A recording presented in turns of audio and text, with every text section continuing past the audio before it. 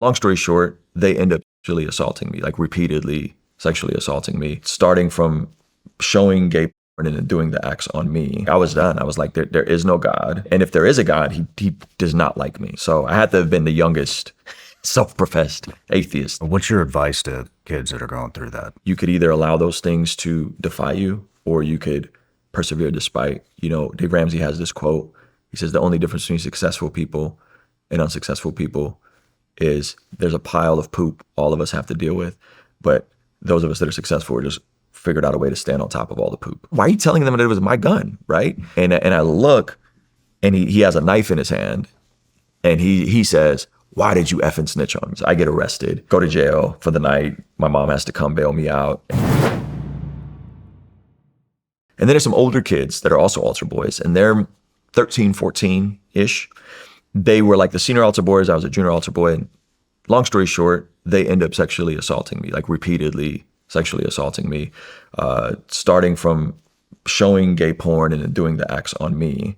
And then in the midst of all that, it was framed as if I, as a 7-year-old, would initiate. 7 years old? Yeah, 7 years old, 8 years old, that I was the one that like initiated this stuff. So even in the way it was framed was very twisted.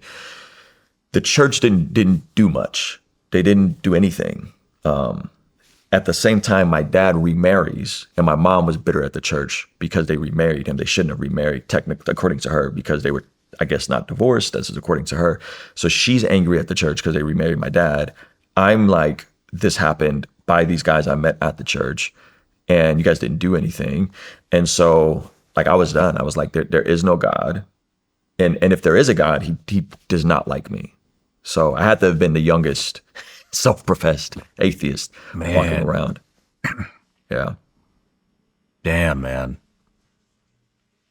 There's a lot of kids that go through this, a lot more than I'd like to, think about. And just on the show that we've had so many, people that have been sexually abused, physically abused by family, by neighbors, by whoever. And so I'm just, what's your advice to kids that are going through that? It's going to be all right. It's going to be okay. The grace and the mercy of God can do wonders in transforming our hearts and reorienting us back into a healthy place. There's going to be some work. I had to go to therapy.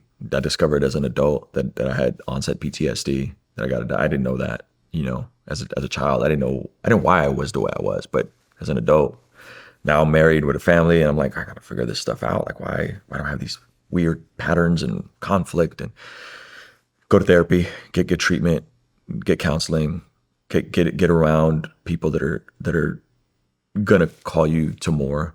And you could either allow those things to defy you, or you could persevere despite. Dave Ramsey has this quote.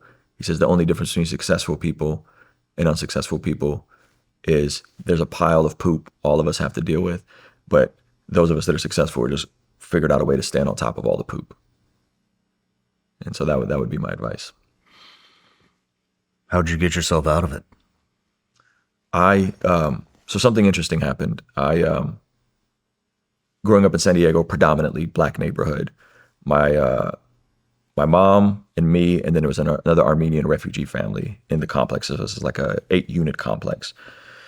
And so I get into music. I get into hip hop. I love hip hop. I love the graffiti. This is the early 90s, so this is a little different than it is. But you talk about LL Cool J, Public Enemy, just a different time in hip hop. And then the gangster rap came on the scene.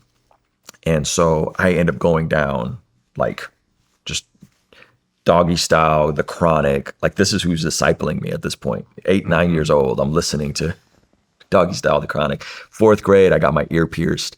And I remember going back to the Armenian church, and they had nothing to say about the sexual abuse that happened to me, but they were concerned that I got my ear pierced and I was listening to rap music now, right? Which is like, where are the just scales?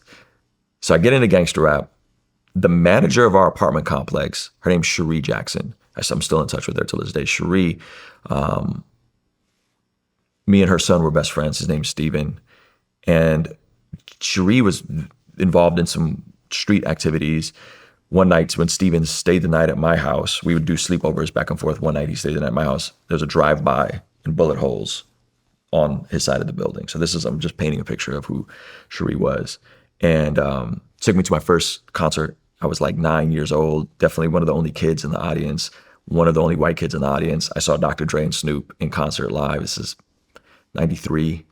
And Cherie ends up getting arrested for going to jail for trying to move cocaine through the airport or a Greyhound or something. So she goes to jail, gets radically saved in prison, like on fire for the Lord, loves Jesus, comes out, and everyone in our apartment complex starts coming to church with her because clearly there's a night and day shift.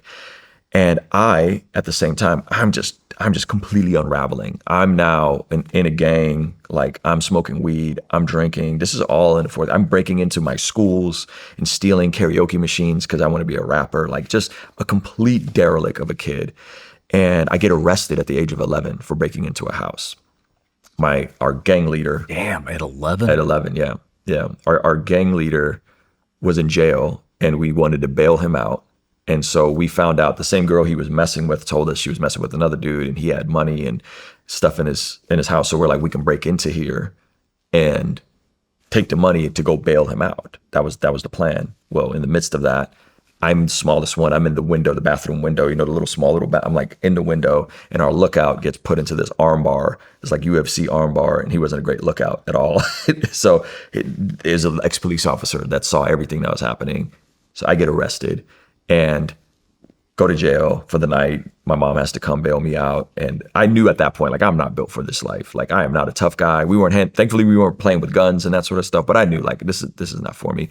At the same time, Cherie is coming to faith. People were getting saved in our apartment complex. And now I have to do community service as a part of my probation. I wait till the last minute, of course. And the only way I can get the hours done is if I start doing it at Cherie's church and with Charles and Willie, who live next door to me. Blue collar guys. Charles had some kids that I was friends with. Willie was single. And in that, I'm starting to hear about Jesus and I'm getting softened to the idea of Jesus. I'm getting softened to the idea of God. I'm not a Christian. I'm still saying I'm an atheist. But they're just talking and just saying, like, man, like, and it was this beautiful balance of like, we're going to accept you right where you are, but we're going to tell you the truth about yourself. Like, we love you and you're welcome, but you have some issues and you need to get your life in order. And they were just talking to me like I was a grown man. They weren't coddling me. They weren't talking to me like I was a kid. And so through Cherie, through Charles, through Willie, I start hearing about Jesus. And it was weird because they would tell me stuff like, man, God's going to use you to do great things someday. You're going to reach millions of people for Jesus. I'm in like 6th and 7th grade. And this is now the environment I'm in. At the same time, I end up, I'm in 7th grade. I'm a 1.0 GPA student. My mom sees all this stuff. Now we're getting a reputation as the kids that are breaking into houses and doing stuff, even after I got arrested. And my mom sees this. She wants to relocate us to North County, Oceanside, Vista area. And at the same time, there's a kid who brought a gun to school and told me about it. And then when he got caught with it, told the police it was my gun. So the police bring me in to the principal's office and they're like interrogating me. And I'm like, I didn't see the gun. He said he had a gun. I didn't see the gun. And they're like, well, he's saying it's your gun. And I'm like, it's not my gun. They're like, well, we're going to run the fingerprints. And if it's your gun, like, you're going down for this. You're already on probation. And I'm like, scan the effing fingerprints. Like, this is not my gun. Do it. And so they're like, we're going to do it. And so it's just the weirdest sequence of events. Long story short, the kid who brought the gun is expelled. One day I'm walking home. This is like the week I'm moving. I'm walking home and this kid's walking towards me, and Samoan kid. And I see him and I'm like, hey, like, what was up with the gun? Why are you telling them that it was my gun? Right. And I look and he has a knife in his hand and he says, why did you effing snitch on me? And I'm like, snitch on you? And so as he's walking and lunging towards me, thankfully he was a fat Samoan kid. I just jetted and ran for my life down El Cajon Boulevard with everything I had. A couple of days later, we moved to North County, and now I got a clean start. I escaped this kid attempting to stab me. I escaped going to jail. I escaped all the craziness in my life. No, okay, this is a clean start. I'm not going to smoke weed. I'm not going to drink. I'm not going to break into houses. This is a fresh start. And so I end up discovering basketball. I thought I want to be a professional basketball player. Like, this is my path now. That's my purpose in life. This is Michael Jordan's last season with the Chicago Bulls, that era. And I'm like, I'm going to be a basketball player. And then I start doing better in school. GPA goes from like a 1.0. I didn't think they would take me into the 8th grade, but I went from like a 1.0 to like a 3.8 my first year in 8th grade, just a different environment. And then more and more people around me are telling me about Jesus, right? And I end up meeting a girl my freshman year. I did a talent show where I rapped, and I won this talent show at Bringle Terrace Park, and met this girl. And the only way I could see her is if I went to church with her and her family on Sundays over the summer. School year was done. I couldn't see her. So I'm like, why not? Might as well, right? And I start going to this kind of seeker-friendly church, and they're talking about Jesus, and they're telling me about the gospel, and I'm slowly softening to it. Now I'm still 1 foot in, 1 foot out. I'm still sleeping with her. I'm still kind of smoking weed a little bit on the down low, right? But I then start asking the questions: is Jesus God? Is Jesus the only way to God? How do I know this? And me and the girl break up. I'm dating a Jehovah's Witness girl. I got Muslim friends. I got Mormon friends. I got all these different friends, and I'm just confused, trying to sort out the truth claims. Mm-hmm. My manager at Pizza Hut and the lead delivery driver are both devoted Christians. And I'm asking them, like, because I'm talking to this Jehovah's Witness girl, they don't believe Jesus is God. They believe he's a God. So but I'm still going to church. And so they hand me a book, and it was The New Evidence That Demands a Verdict, a book this thick by Josh McDowell.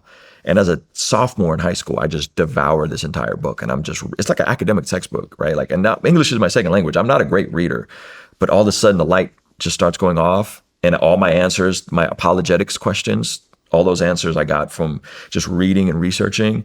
And so another year or so of wrestling, and then like my junior year, I'm like, all right, I'm done. I'm gonna surrender my life to the Lord. I'm gonna do it His way. I'm not gonna have 1 foot in, 1 foot out. But it was a messy 4 or 5 years of going from atheist to deist to theist to Christian. I'd say it was about a 4 or 5 year process for me. Wow, at that young of an age. Yeah. How did you, thank you for sharing that. How did you, what I meant to ask was, and we were going to get there, but how did you remove yourself from the sexual abuse within the church? I just stopped going to church. Yeah, I just was like, I can't be around these dudes anymore. Like, it's just weird. It's awkward.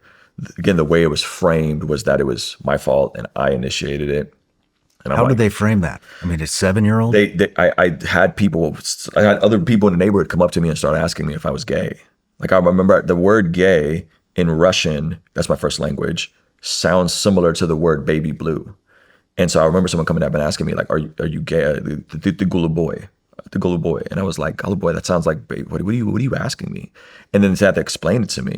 And so they framed this whole thing as if it was me, a gay kid, trying to initiate relations with these older boys.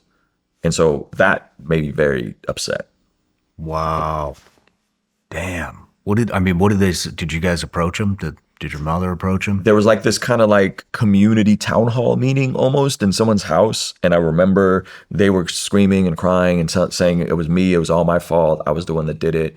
And I just kind of froze. I didn't know what to say. Like, I just cried and was like, no, and that's all I remember from that day. But yeah, it was like all the Armenian families in the neighborhood kind of got together, or maybe it was the other kids' parents and maybe my mom. I don't think my dad was there. And it was this big meeting, and they just made me look like I was the initiator. Did they ostracize you guys? Well, I mean, I'm the quote unquote gay kid. Yeah. Yeah. So yes. Yeah. Holy shit. My mom is a single mom, so that's already kind of frowned upon.